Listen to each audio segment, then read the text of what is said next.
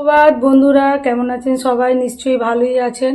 শ্যামলিস লাইফস্টাইলে আবারও একটা নতুন ব্লগে আপনাদের সকলকে সুস্বাগত। চলে এসেছি রান্নাঘরে। তো আমার রান্নাঘরটা কি অবস্থা দেখুন। অ্যাকচুয়ালি সকালে বাচ্চাদের টিফিন বানিয়েছি, হাজবেন্ডকে টিফিন করে দিয়েছি, নিজেরাও খেয়েছি। যাই হোক, সব কিছু মিলে এই আমার তাড়াহুড়ো করে কাজকর্ম করতে গিয়ে এই যে এই অবস্থা হয়েছে। আর এই যে বাসনগুলো আমি তুলে দিয়েছি, এর মধ্যে মানে বেসিনের মধ্যে নামিয়ে দিয়েছি ধোবো বলে। এই নোংরার মধ্যে আমি আবার নেক্সট রান্না মানে লাঞ্চের জন্য রান্নার প্রিপারেশন করব না, কারণ আমার এইটুকু জায়গার মধ্যে আগে মানে পরিষ্কার পরিচ্ছন্ন না করে রান্না করলে আরও অসুবিধা হবে। তার জন্য এবার আমি রান্নাঘরটা পরিষ্কার করে নেবো, তারপরেই রান্না বসাবো।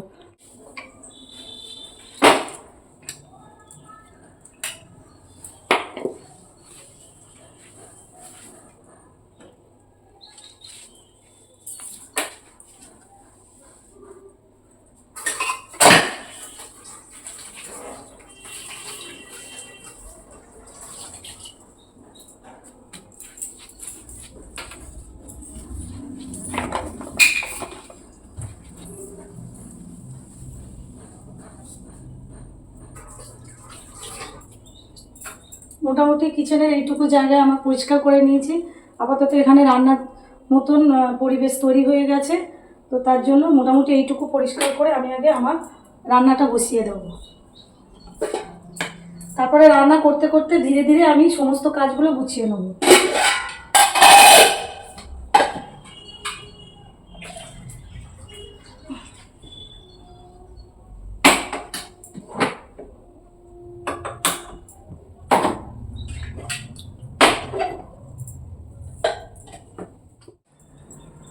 এটাতে আমি রান্না করব, তো এটা আমার এখানে থাক।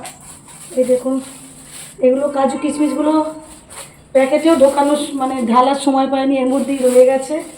যাই হোক, আপাতত এরমভাবেই রাখি। তো আমাকে আবার এই যে রান্নাঘরটা একটু গুছিয়ে নিয়েছি নিজের মতন করে, নাহলে তো রান্না করা খুবই অসুবিধা হবে। মানে দেখলেনই তো কী অবস্থা হয়েছিল। অত ময়লার মধ্যে রান্না করতে গেলে এইটুকুনি জায়গার মধ্যে হবে না। তাই জন্য এই যে বাসনটা এবার ধোবো আর কি। তো এগুলো একটু পরিষ্কার টরিষ্কার করে নিয়েছি, রান্না করার মতন পরিবেশ তৈরি করে নিয়েছি।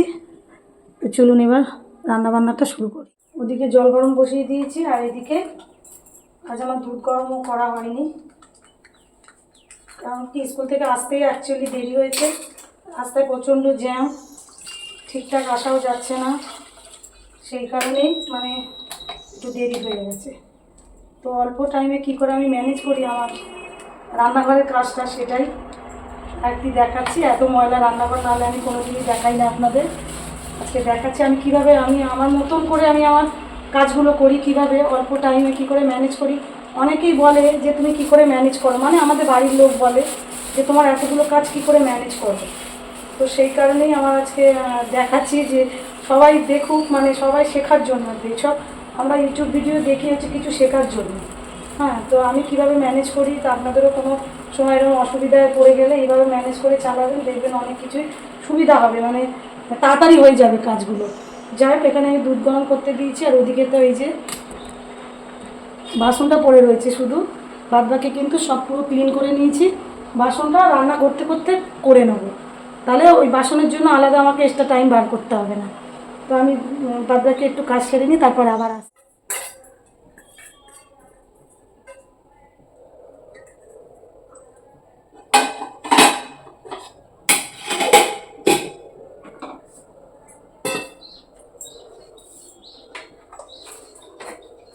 আর এদিকে এই যে দোকানে গেছিলাম, তো দোকান থেকে আমি এইগুলো মানে বাড়ন্ত হয়ে গেছিলো নিয়ে এসেছি।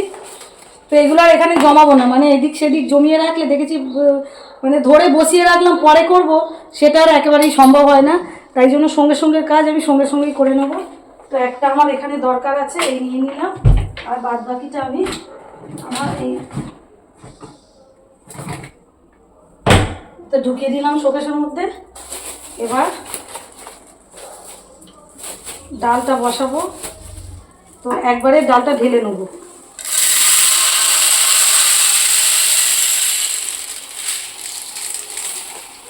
তাহলে কী হবে, এদিক ওদিক একে গার্ডার মেরে রাখতে রাখতে দেখা যাবে একবার এই শোকেস ওই শোকেস করতে করতে মানে নানান জায়গায় ইয়ে হবে। আর এই যে এই প্লাস্টিকগুলো আমি নিয়ে আসি, এগুলো তো ভালো প্লাস্টিক, এগুলো আমি ফেলি না।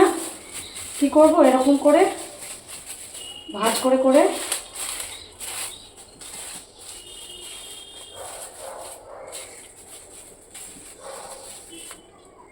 এই যে গার্ডারটা দিয়েছিল মানে ডালটা ইয়ে করার জন্য, সেটা দিয়েই ছোট করে রেখে দিলাম। এটা আমি এই আমার আলু ঝুড়ি আছে তার উপরে রেখে দিলাম।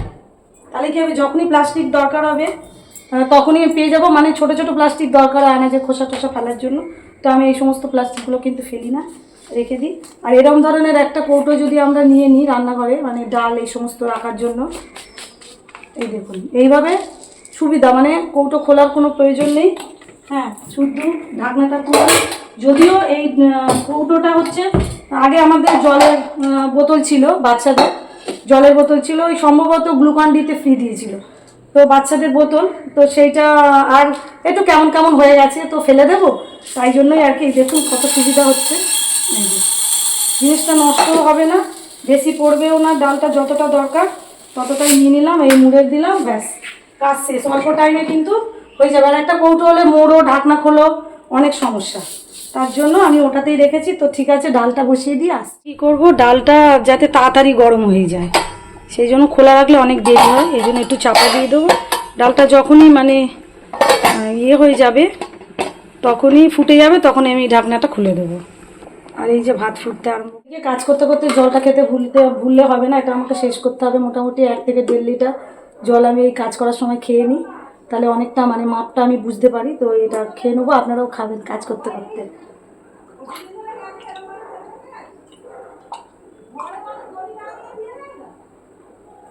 কি বলুন তো, জল তেষ্টা পেলে তো সবাই খাবে, কিন্তু মানে আমরা যদি সঙ্গে সঙ্গে সাথে করে জল নিয়ে একটা নিয়ম ধরে তেষ্টা না পেলেও খেতে হবে, সেইটা মনে করে আমাদের জলটা শেষ করতে হবে। কারণ আমাদের প্রচণ্ড কাজ, সারাক্ষণ কাজ করছি, তো সেটা এমনই কাজটা করতে হবে, নিজের রুটিনটাও চারটাও মানে ঠিকঠাক রাখতে হবে। যেমন ব্যায়াম করা, তারপরে আপনার ডায়েটিংয়ের কিছু খাবার দাবার আমি তো খাই, দেখেছেন, যেমন হচ্ছে ড্রাই ফ্রুট, তারপর ওটস, এই সমস্ত খাবার দাবারগুলো খেতে হবে, সেগুলো আমার খাওয়া হয়ে গেছে। আর এবারে হচ্ছে রান্নাঘরে, এবার আমাকে আমার দুটো গ্যাসে দুটো বসেছি, এইটাতে একটা কিছু বসাতে হবে। তার জন্য আগে আমি পুঁই শাকটা কেটে, কুমড়ো দিয়ে, পুঁই শাক দিয়ে আর ইলিশ মাছের মাথা দিয়ে রান্না হবে, সেটা করে নেবো। আর আনাজের খোসা টোসা ছাড়ানোর জন্য এরকম একটা বাটি নিয়ে নেবো, সেটা স্টিলও হতে পারে, প্লাস্টিকেরও হতে পারে। এটা আমরা যদি বাটির মধ্যেই কাটতে থাকি না, এই যে বাটির মধ্যে খোসাটা ফেললাম, আমাকে আর নতুন করে মানে এই জায়গাটা যেমন পরিষ্কার আছে পরিষ্কারই থাকবে, আর নোংরাটা হলো না, আর উপরন্ত কি বলে জিনিসটা এই বাটির মধ্যেই রয়ে গেল, আমাকে তুলতে হলো না, নাহলে আবার এই জায়গাটা মুছতে হতো। সেই জন্য বাটির মধ্যে একটা যে কোনো প্লাস্টিক হোক, যাই হোক, বা ঝুড়ি হোক, সেগুলো নিয়ে নিতে হবে। নিয়ে এই খোসাগুলো যদি এইভাবে কাটি আর ওর মধ্যেই ফেলি, জায়গাটা অনেকটাই পরিষ্কার থাকবে, মানে নিজের অ্যাটলিস্ট রান্না করতে ভালো লাগবে। মানে অনেকটা জায়গাটা নোংরা হয়ে গেলে না, বা মেসি হয়ে গেলে না, খুব কষ্ট হয়। ওই যে আমাদের দিকে ডালের তরফ পড়ে গেছে, তাড়াতাড়ি ফুটে গেল ডালটা, কিন্তু চাপা দিয়ে রেখেছি ওটা। যাই হোক, তো বাদবাকি আনাজটা কেটে নিই। বলতে বলতেই দোকানে আলুর টাকা দিয়ে এসেছিলাম, আলুটা আমি আনিনি, অনেকটা ভারী বলে আলুটা দিয়ে গেছে। তো আমার এই প্রয়োজনীয় আলু আমি এখানে নিয়ে বাদবাকিটা সঙ্গে সঙ্গেই বাস্কেটের মধ্যে রেখে দেবো। কারণ এটা যদি জমিয়ে রাখি না, দেখছি আমি আর মানে সেটাকে পরিষ্কার করতেই পারছি না, ওইভাবেই পড়েই আছে। তাই জন্য যখনের কাজ তখনই করবো, ওই জন্য এটা ঢুকিয়ে দিচ্ছি।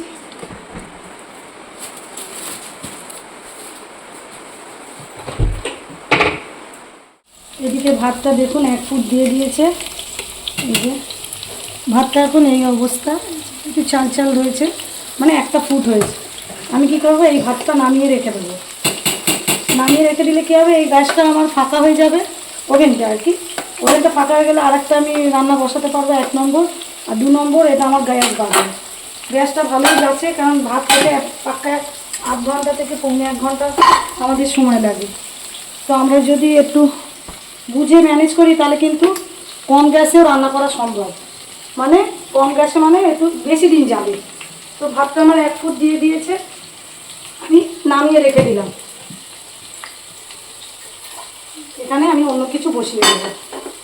তাহলে কী হবে, 3টে এতে হলো, আবার ওটা গ্যাসটাও বাঁচলো। ওটা হোক, ওটা তো দরকার নেই যে একবারে গ্যাসের মধ্যেই ফোটাতে হবে। হ্যাঁ, ভাতটা পুরোপুরি হওয়ার আগে একটু ফুটিয়ে নিলেই ভাতটা ঠিকই ধীরে ধীরে হবে, অসুবিধা নেই। তাই জন্য নামিয়ে রেখে দিলাম। আর এদিকে পুঁই শাক বসিয়েছি, আর এখানে বসিয়ে দেবো মাছ। এই যে মাছের নুন মাখিয়ে রেখেছি, তো মাছটাও বসিয়ে দেবো। আর এদিকে মোটামুটি ডালটা আমার সিদ্ধ কিন্তু হয়ে গেল। খুব অল্প টাইমে এইভাবে ম্যানেজ করে যদি আমরা রান্না করি, খুব অল্প টাইমে কিন্তু আমাদের রান্নাটা কমপ্লিট করা সম্ভব হবে। সবসময় তো হাতে অনেক সময় থাকে না, অনেক কম সময়েও আমাদের ম্যানেজ করে রান্নাটা করতে হয়। সেই জন্য আমি যেভাবে ম্যানেজ করে রান্নাটা করি, আমার সবসময় তারাই থাকি দেখেছি। মানে খুব হালকাভাবে আমি খুব রিল্যাক্সভাবে রান্না করছি, আমার হয়ই না।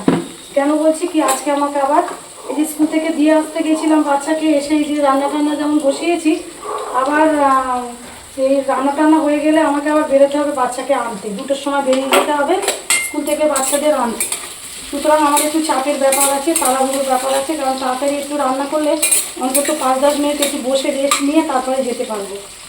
আবার 1টার মধ্যে খেতে দেওয়ারও ব্যাপার থাকে, সেই কারণেই আর কি এই অবস্থা। তো আমার এখন বাজে প্রায় 11:15টার মতো বেজে গেছে।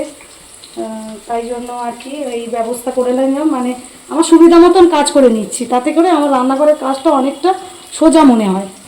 তো আপনাদেরও বলছি এইভাবে করবেন, আপনাদেরও কাজ কিন্তু সোজা বলে। মাছ ভাজার সময় একটু এরকম ফ্রাই প্যান টাইপের জিনিসের মধ্যে মাছ বা আলু বা যে উচ্ছে টুচ্ছে ভাজি, পটল, এগুলো একটা সরানো জায়গার মধ্যে দিয়ে ভাজলে কিন্তু আমাদের অনেকটা একসাথে হয়ে যাবে। যেমন দেখুন এখানে 4টে মাছ দিয়েছি অল্প একটু তেলের মধ্যে, কিন্তু এটা যদি আমি কড়াই করতাম কড়াইতে, তাহলে কিন্তু এইটুকু তেলের মধ্যে মাত্র 2টো মাছ চলতো, তার চেয়ে কিন্তু বেশি মাছ দেওয়া যেত না, 2টো করেই মাছ ভাজতে হতো।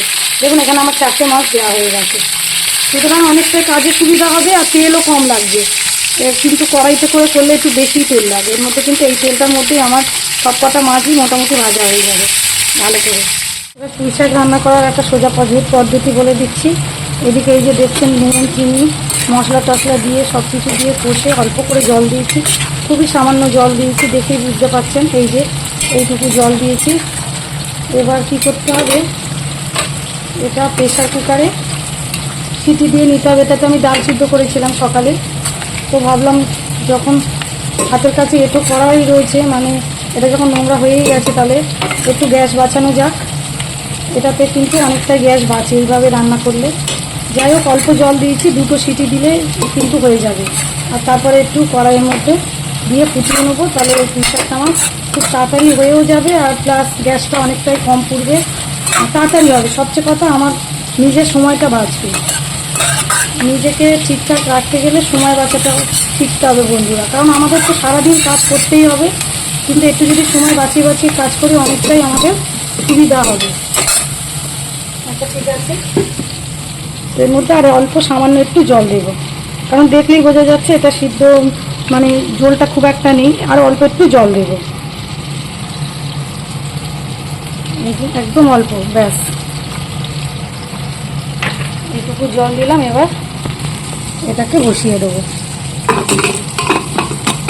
এটা করতে গিয়ে একটু ডাল পড়েছে, সুতরাং এই ডালটা শুদ্ধই যদি আমি মানে আবার একটা রান্নার মধ্যেই চাপিয়ে দিই, তাহলে কিন্তু আমার কাজটা বেড়ে যাবে।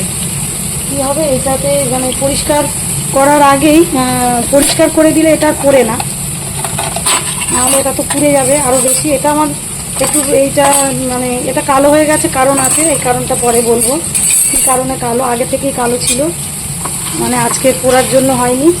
যাই হোক, একটু এরকম করে এই ডালটা তুলে নেব, পরিষ্কার করে মেজে নেবো আর একটা আর কি, মেজে নিয়ে তারপরে আমার আর একটা জিনিস বসাবো।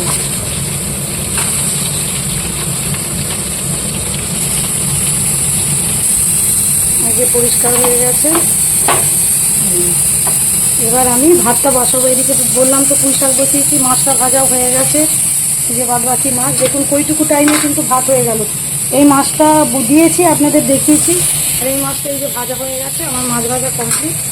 এবার হচ্ছে দেখাবো ভাতটা আমি নামিয়ে রেখে এগুলো বসিয়েছিলাম, কতটা আমার ভাতটা হয়েছে দেখা যাক।